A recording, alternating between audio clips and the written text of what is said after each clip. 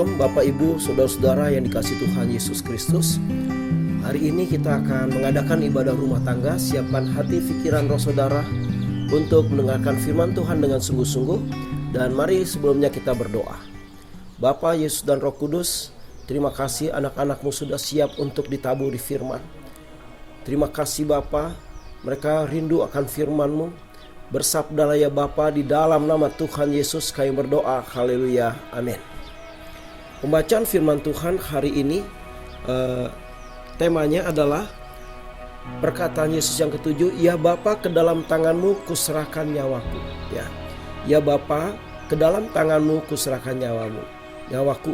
Lukas 23 ayat 46.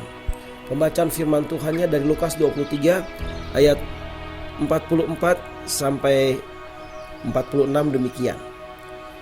Ketika itu hari sudah kira-kira jam 12. Lalu kegelapan meliputi seluruh daerah itu sampai jam 3.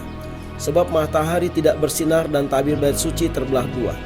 Lalu Yesus berseru dengan suara nyaring, ya Bapa, ke dalam tangan-Mu kuserahkan nyawaku. Dan sesudah berkata demikian, ia menyerahkan nyawanya. Demikian firman Tuhan. Ini sekali lagi adalah perkataan Yesus yang terakhir di kayu salib yang penuh dengan penderitaan dan kesengsaraan. Yesus bertahan. Perkataan itu sudah dinubuatkan juga oleh Daud di dalam Perjanjian Lama, di dalam Mazmur yang ke-31 ayat yang ke-6. Mazmur 31 ayat 6. Dan Yesus genapi di atas bukit Golgota di kayu salib.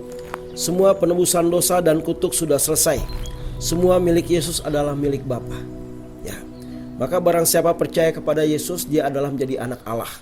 Yohanes 1 ayat 12.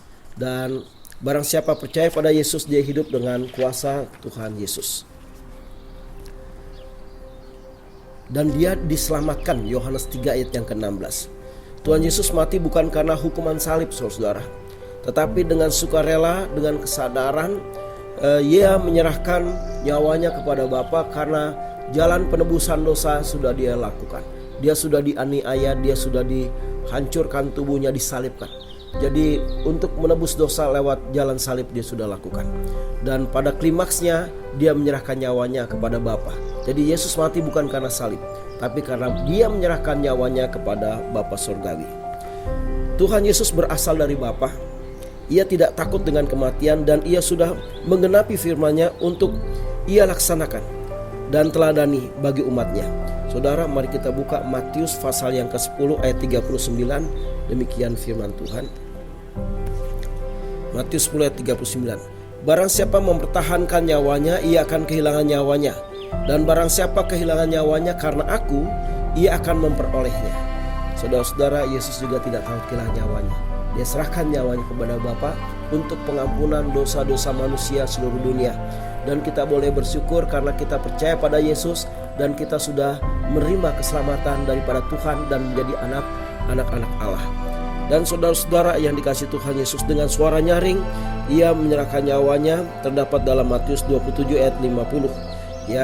Ia berteriak dengan suara nyaring menyerahkan nyawanya kepada Bapa.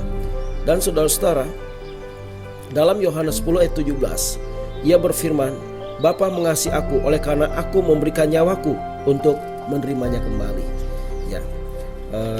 Saudara-saudara, firman juga mengatakan, barang siapa takut kehilangan nyawanya, dia akan kehilangan nyawanya.